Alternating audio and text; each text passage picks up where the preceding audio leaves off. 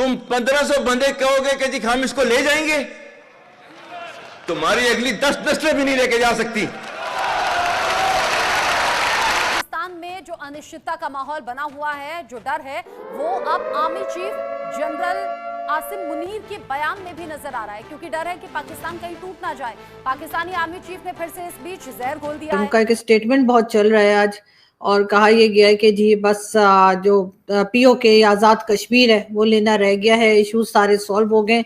Sir इतना बड़ा statement जो है वो बगैर गवर्नमेंट के in a jugular vein, it is this is a union territory of India. Its only relationship with Pakistan is the vacation of illegally occupied territories by the country. बड़ी खबर इस वक्त आपको बता दें, पाक सेना प्रमुख के बयान पर भारतीय विदेश मंत्रालय की दो टूक। पीओके को खाली करे पाकिस्तान, ये कहा गया तो कोई फॉरेन मिनिस्टर नहीं दे सकता। क्या वजह लग रही है आपको कि उन्होंने इस तरह की स्टेटमेंट दी है? वो कश्मीर का मसला जिसको दुनिया डिस्प्यूट समझती है इंडिया और पाकिस्तान के बीच, आज इंडिया दुनिया को ये सिखा रहा है, वेस्ट को, यूरोपियन यूनियन को, यूनाइटेड नेशन को बता रहा है कि भाई ये डिस्प्यूट नहीं है, ये इन्वेजन है। पाकिस्तान ने इंडिया के कश्मीर में आके इन्वेजन की है और यूएन ने इस इन्वेजन को जी डिस्प्यूट का नाम दे दिया। भाषण का लब्बो लुआब इस्लाम, कलमा, मक्का मदीना रहे।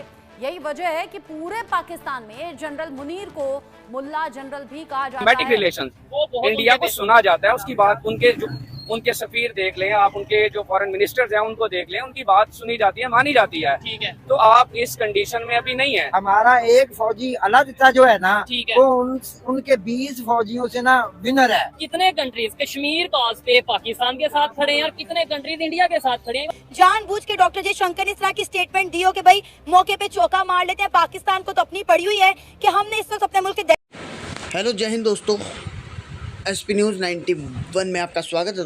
दोस्तों जैसे कि आपने क्लिप में देखा, जो पाकिस्तान का आर्मी चीफ है यानी कि चीफ प्रमुख है आसिम मुनीर, उसे मुल्ला चीफ भी कहा जाता है, मुल्ला मुनीर भी, उसे मुल्ला आसिम करके भी उसे वहाँ पर संबोधित किया जाता है, क्योंकि वो एक जिहादी है और कहीं ना कहीं वो मक्का मदीना में भी रह के आया है। और उसने जिस तरीके से स्टेटमेंट दी है भारत के ऊपर, हिंदुओं को बिल्कुल हिंदू और भारत वालों के ऊपर उसने एक अलग स्टेटमेंट दी है, जो कि आपने क्लिप में भी सुन लिया होगा। लेकिन उसके स्टेटमेंट, उसके बयान पर जो उसने जहर उगला है, उस पर हमारे मिनिस्टर एक्सटर्नल अफेयर का जो है बयान आया है कि पोक जल्दी खाली करे, जल्दी से जल्दी पोक खाली करने का आदेश भारत पाकिस्तान को दे रहा है। और वे कह रहे हैं कि आप किसी और देश की ज़मीन कैसे हड़पा सकते हैं या फिर उस पर कब्जा कैसे कर सकते हैं। पीओके के ऊपर सारा मुद्दा है। अब पाकिस्तान मीडिया में अलग अलग तरह की बातें हो रही हैं, तो आइए दोस्तों वीडियो को स्टार्ट करते हैं। इस्लामाबाद में पहले ओवरसीज पाकिस्तानी सम्मेलन में जमकर धार्मिक तकरीरें की गई। इस सम्मेलन में प्रधानमंत्री शहबाज शरीफ समेत पाकिस्तान के सभी बड़े नेता भी मौजूद थे।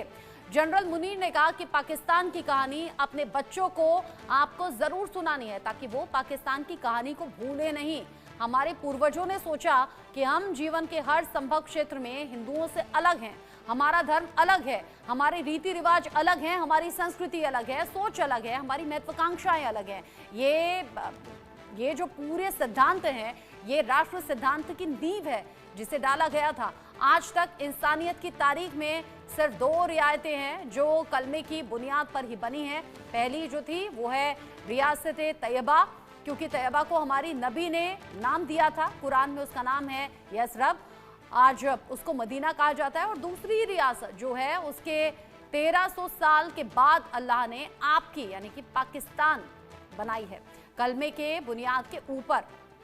कहते हैं ना, कान में मार देना, परवाह ही ना करना कि बस ठीक है यार, एक बुजुर्ग सा बाबा है, उसने सवाल ही इस तरह किया, लेट मी नर्वस यू, तो उसने कहा तुमने मुझे क्या नर्वस करना है, मेरे पास कार्ड्स अच्छे हैं। तो वो क्योंकि अब ये इंडिया की official position, India for example talks में जब बात करेगा पाकिस्तान के साथ, तो शायद ये कभी नहीं कहेगा कि आज़ाद कश्मीर ये हमें दे दें, हमें चाहिए, ये हमारा है। लेकिन ये उन्होंने पब्लिक नैरेटिव ज़रूर बना लिए। और ये डॉक्टर जयशंकर ने नहीं कहा, इससे पहले राजनाथ सिंह भी कह चुके हैं, अमित शाह भी कह चुके हैं, वो सारी बातें भी हैं पब्लिक। बल्कि इसको तो इलेक्शन पे बड़ा डिस्कस हुआ, तो जब इलेक्शन में डिस्कस हुआ तो उन्होंने सवाल पूछा मीडिया ने बीजेपी से कि क्या ये आपके इलेक्शन मैनिफेस्टो में है। उन्होंने कहा हमारे इलेक्शन मैनिफेस्टो में नहीं है। तो फिर क्या है जी? उन्होंने कहा जी कि ये जो है वो आप क्या इससे एक्सपेक्ट करते हैं, क्या चाहते हैं? तो उन्होंने कहा बस ये हमारा एक पॉलिटिकल नैरेटिव है। ठीक है जी।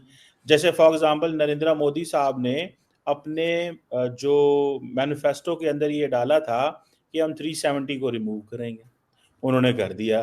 तो क्या उनके पास ये नैरेटिव ये है कि हमने कश्मीर चाहिए हमें?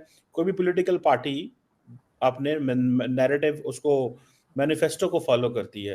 तो नरेंद्र मोदी साहब के नए जो मैनिफेस्टो है बीजेपी का, उसमें ऐसी कोई चीज नहीं है। ये एक पॉलिटिकल रेटरिक है फॉर विनिंग। वो जैसे एक अंग्रेजी में एक मुहावरा होता है ना, वोट विनिंग क्लॉज, कि जी ये हमारा वोट जीतने के लिए अवाम का। इससे इलेक्टोरल वोट मतलब नहीं है, इससे मुराद sympathy, support, public narrative build करना, इससे मुराद ये भी है। सो नरेंद्र मोदी साहब जो है वो और उनकी पार्टी का ये व्यू है और वो इस तरह की चीज़ें चाहते हैं कि थोड़ा सा ये अवामी सतह पे ये पैगाम दिया जाए कि अब ये वो भारत नहीं है। अब भारत किसी को ये नहीं कहेगा कि जी हम कोई हमसे मकबूजा कश्मीर मांगे, अब हम आज़ाद कश्मीर लेंगे। तो वो मैं एक पॉडकास्ट इंडिया में, मुझे उस बंदे का नाम तो नहीं पता जो पॉडकास्ट कर रहा था, लेकिन मैंने साथ देखा एक फौजी था। तो उसने कहा भाई किस तरह लोगे कश्मीर, किस तरह लड़के लोगे, कैसे लड़ सकते हो? जिस तरह की आपकी फौज है उस तरह की उनकी फौज है, आपकी बड़ी फौज है, आपके पास भी वेपन्स हैं, उनके पास भी वेपन्स हैं। फिर जिस तरह का टेरेन है कश्मीर का, पहाड़ हैं, ऊंचे पहाड़ हैं, खाइयाँ हैं, कैसे वेपन मूव करोगे, कैसे लड़ाई लड़ोगे, गुरीला वारफेयर होगी, कैसे लड़ोगे? मतलब ऑन ग्राउंड किस तरह लड़ोगे ना। देखिए सवाल तो पैदा होता है। देखिए पॉलिटिकली तो बल्कि आज मैं वो टाइम्स 9 पे था, तो 2 मिनट ही मैं वहां पे रहा, बिकॉज वो मैडम ने थोड़ी वो सवाल करके तो मुझे इंटरप्ट कर दिया, और उनका दिल ये था कि मैं बस जिसे कहते हैं ना सवाल करूंगी, जवाब में मैं अपनी मर्जी से टोक दूंगी और जो मेरा दिल करेगा। तो मैंने कहा भाई ऐसे मैं नहीं बैठूंगा, अगर आपने मुझे लेना है तो सवाल का जवाब लें।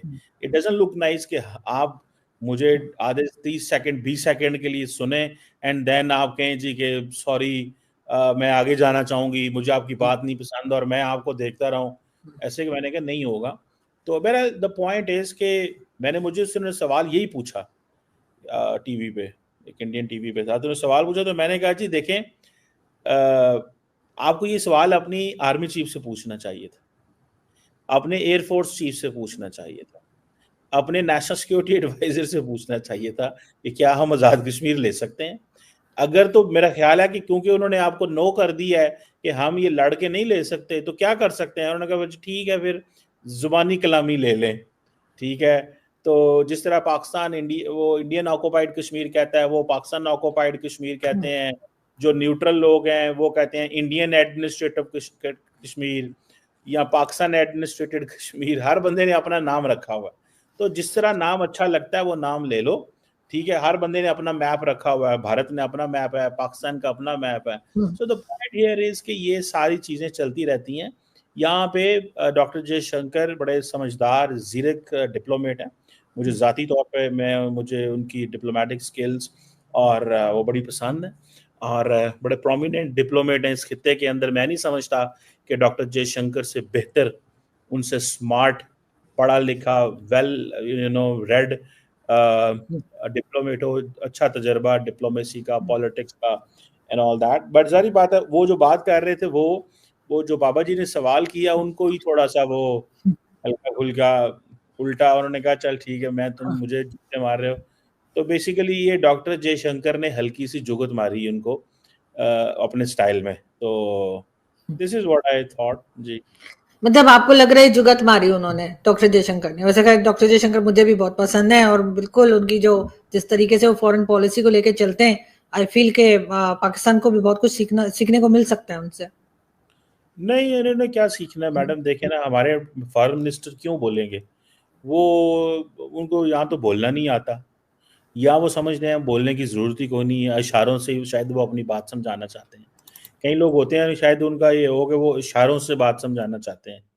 तो शायद हमारे फॉरेन मिनिस्टर साहब जो है ना, वो इशारों के ज़रिए कुछ बताना चाहते हो, बोल के तो वो बहुत कम कहीं पे आवाज़ उनकी कम ही सुनाई देती है। उनका ज़्यादा ध्यान इस चीज़ पे है कि मैं फलां सेक्रेटरी को 21वें ग्रेड के वाले को 22वें में कर दूं, उसको इधर कर दूं, उसको इधर कर दूं। तो बेसिकली तो वो फाइनेंस मिनिस्टर थे, उनको उठा के इन्होंने लगा दिया है इसमें, तो वो बड़े नाराज़ हैं।